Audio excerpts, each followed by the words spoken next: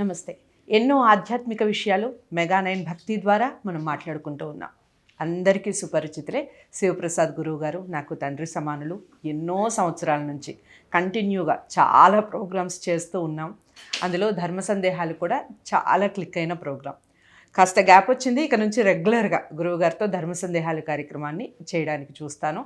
ఇక మీకు ఎలాంటి ధర్మ సందేహం ఉన్నా లేదా భక్తికి సంబంధించి ఎలాంటి సందేహం ఉన్నా ఖచ్చితంగా కామెంట్ బాక్స్లో తెలియచేయండి. గురువుగారిని నెక్స్ట్ ఎపిసోడ్లో దానికి సంబంధించిన ప్రశ్న అడిగే ప్రయత్నం చేస్తాను. శ్రావణ మాసం వచ్చేసింది. శ్రావణ మాసంలో చేసుకునే వ్రతాలు పూజలకు సంబంధించి కొన్ని విషయాలు తెలుసుకునే ప్రయత్నం చేద్దాం. అందులో మొట్టమొదటి ప్రశ్న గురువుగారిని అడుగుతాను. మీరు కూడా శ్రద్ధగా వినండి. ఎక్కడ వీడియోని స్కిప్ చేయకండి. గురువుగారిని కలవచ్చు స్క్రీన్ మీద కనపడే నెంబర్కి కాల్ చేయడం ద్వారా. నమస్కారం గురువుగారు. ఆశీర్వచనం తల్లి. గురువుగారు, శ్రావణ మాసం వచ్చిందంటే చాలామంది చేసుకునే ఒక వ్రతం మంగళగౌరి వ్రతం. దాని యొక్క విశిష్టత ఏమిటి? ఎవరు చేసుకోవాలి? ఎంతకాలం చేసుకోవాలి? దానికి సంబంధించి చెప్పండి. శ్రీ మహాగణాధిపతయే నమః. ఐం మహాసరస్వత్యే నమః. శ్రీ లలితాంబికాదేవియే నమః. అమ్మ, మంగళగౌరి వ్రతం అనేటువంటిది, అసలు మంగళగౌరి అనేటువంటిది పార్వతీదేవి యొక్క అమ్మవారి యొక్క స్వరూపం. మంగళగౌరి, కుజగౌరి మనం మామూలుగా పిలుచుకుంటాం. వివాహము అయ్యేటువంటి సమయములో అమ్మాయిని పెళ్లి పీటల మీదకి తీసుకువెళుతూ ఉన్నప్పుడు ఈ మంగళగౌరీదేవికి పూజ చేయించి సువాసిని పూజ అంటారు. ఒక్క మాటలో చెప్పాలి అంటే ఆ మంగళగౌరీదేవి యొక్క పూజ చేసిన దాని వలన అమ్మవారు ఈమెలోకి ఆవహిస్తుంది, ఈ అమ్మాయిలోకి, పెళ్లి కూతురులోకి పూర్ణముగా. అందుకనే ఆ అమ్మాయిని నేల మీద నడిపించకుండా భూమికి ఆకర్షించేటువంటి శక్తి ఉంటుంది. కాబట్టి ఆ అమ్మాయిని నేల మీద నడవకుండా గంపలో కానీ పల్లకీలో లాగా కానీ అలా మేనమామలు వాళ్ళందరూ కూడా ఎత్తుకొని వచ్చి పెళ్ళి వేదిక మీదికి దించడం జరుగుతుంది. మరి వేదిక మీద కిందికి దిగుతుంది కదా, అప్పుడు ఏమిటంటే అప్పటికే పురోహితుడు వేద మంత్రాలతో ఆ మంగళవాద్యాలతో ఆ వేదిక అంతా కూడా దేవతలు, సకల దేవతలు ఆ మంగళకరమైనటువంటి ప్రదేశానికి ఆవాహన చేసి ఉంటారు మనకు తెలియకుండానే. అందుకనే పెళ్లి మంటపం అంటే పెళ్లి మంటపము మీదికి చెప్పులు వేసుకొని వెళ్లకుండా కిందనే వదిలిపెట్టి అందరూ వెళ్ళి ఆశీర్వచనం చేయటం అనేది ఓ ప్రాధాన్యత. అలా మంగళ గౌరీదేవి యొక్క వ్రతము ఎన్ని రోజులు చెయ్యాలి, మనం మామూలుగా ఎవరు చేసుకోవచ్చు, ఎంతకాలము చెయ్యాలి అంటే, సుమంగళులు, భర్త ఉండేటువంటి వాళ్ళు, 90 ఏళ్ళు ఆడమనిషికి ఉండి 95 ఏళ్ళు 92 ఏళ్ళు పురుషుడికి ఉంది, అలాంటి పెద్ద వృద్ధులు ఉన్నారు అనేటువంటి ఆమె కూడా చేసుకోవచ్చు. ఈ మంగళగౌరి అనేటువంటిది ఏమిటంటే సర్వమంగళ అమ్మవారు. పార్వతీదేవి సర్వమంగళ. సర్వమంగళ అన్నప్పుడు అందుకే కదా మంగళకరముగా ఉండటం. మనకు మంగళం, అమంగళం అని రెండు ఉన్నాయి. సరే, ఏది అమంగళము అనేది మనకు ఇప్పుడు అప్రస్తుతం. మంగళకరముగా ఉండాలి, యోగవంతముగా ఉండాలి. ప్రతి స్త్రీ కూడా ఏమిటి, తన భర్త ఉండగానే తాను కాలం చెయ్యాలి నిత్య సుమంగళిగా. ఎందుకంటే అంతకంటే పుణ్యప్రదం ఏముంటుంది వేరే ఆ స్త్రీకి.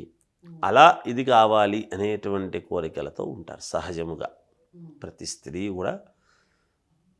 ఎందుకంటే చేయవలసినటువంటి ఉపచారాలు అన్నీ చేయగలుగుతారు, చేస్తారు. కొన్ని ఏవో ఉంటాయి ఆశలు, అది ఏమి తప్పు కాదు. అంటే నిత్య సుమంగళిగా ఉండాలి అనేటువంటిది, ఆత్మసంతృప్తి చెందుతుంది అనేటువంటిది ఒకటి. అలా వెళ్ళినప్పుడు చేసినప్పుడు అంటే మిగతా వాళ్ళకందరికీ మరి తృప్తి చెందదా అంటే వచ్చే వారకొరగా ఉంటుంది వాళ్లకు వీళ్లకు చేసేటువంటి విధానం. అందువలన ఈ మంగళగౌరి అంటే ఏమిటి, ఈమె చేసుకోవడంలో ఏమిటంటే తన భర్త సుఖము, తన పిల్లల శ్రేయస్సు.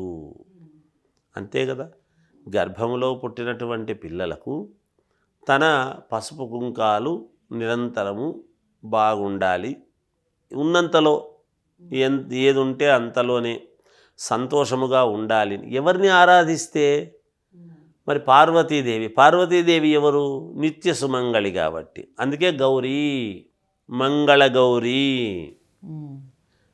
అందుకని ఆ మంగళ గౌరీ నోములు అనేటువంటివి పసపుతో, ఏ పార్వతీదేవి అయితే తాను స్నానము చేస్తూ తన ఒంటికి పట్టించుకున్నటువంటి పసపును అదంతా కూడా తీసి ఒక ముద్దగా తయారు చేసి వినాయకుడి ప్రతిమకు ఆ ఆకారము చేసి దానికి ప్రాణము పోసిందో, అటువంటి పసపుతో మనము గౌరీదేవిని చేసుకొని, అటువంటి గౌరీ యొక్క అమ్మవారి యొక్క నోములు అనేటువంటివి నోచుకుని, కొంతమందికి మామూలుగా ఈ తాంబూలాలు అవి ఇచ్చి, నలుగురికి తాంబూలాలు అవి ఇస్తేనే కదా మళ్ళీ ఈమెను పిలిచి నలుగురు ఇస్తారు తాంబూలాలు. ఒకరికి ఒకరు ఇచ్చి పుచ్చుకునేటువంటి వాయనం.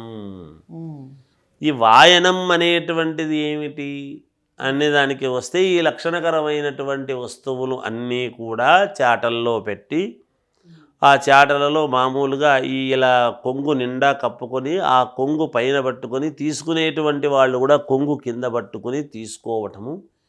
ఈ నిండుదనము, కొంగు, పైట ఇవన్నీ ఏమిటి అంటే, మరి భార్యాభర్తలైన తర్వాత కొంగుముళ్ళు అని వేస్తాము కదా, ఆ కొంగుముళ్ళు వేసినప్పుడు అది బ్రహ్మముడి అనేటువంటి ఇదముతో మంత్రోచ్చారణతో మనం చెప్పడం అది జరుగుతుంది.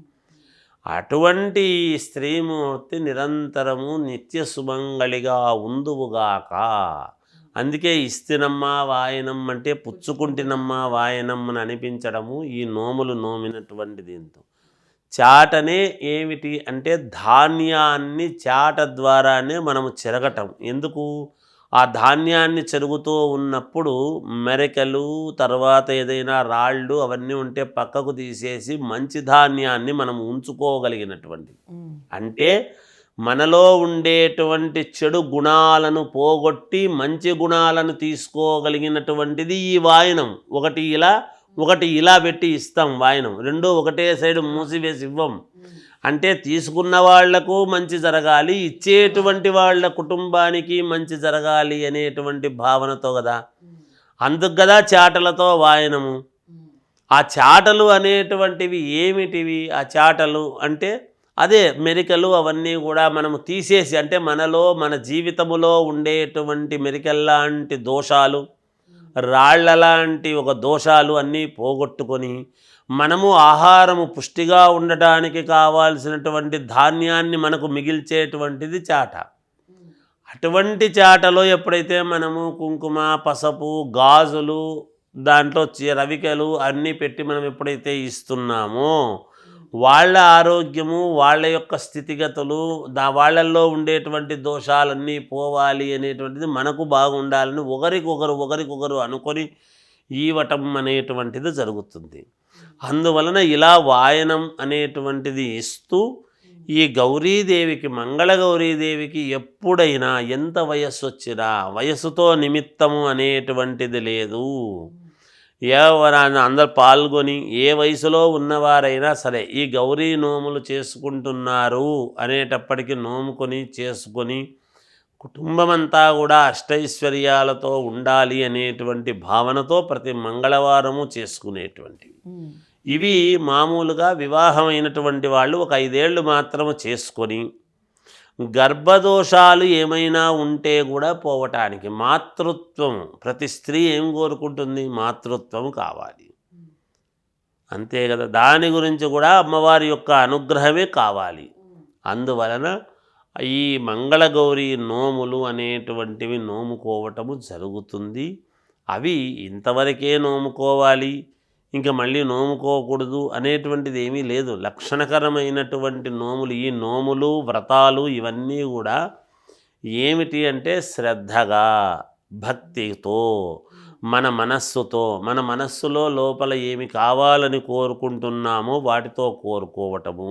ఇంకొకటి, ఈ మంగళగౌరీ నోములు నోముకునేటువంటి ప్రతి వాళ్ళు కూడా ఎటువంటి వస్త్రాలు కట్టుకొని నోముకుంటే వాళ్లకు మేలు జరుగుతుంది, నిజంగా ఆ పుణ్యఫలము దక్కుతుంది అనేటువంటిది మనము ఆలోచన చేసినప్పుడు ఎర్రటి వస్త్రాలు కట్టుకొని గనక వీళ్ళు నోముకున్నారు అంటే నిజంగా వాయనం తీసుకునేటువంటి వాళ్ళు ఎటువంటి వస్త్రాలు కట్టుకొని వచ్చి తీసుకున్నా పర్వాలేదు.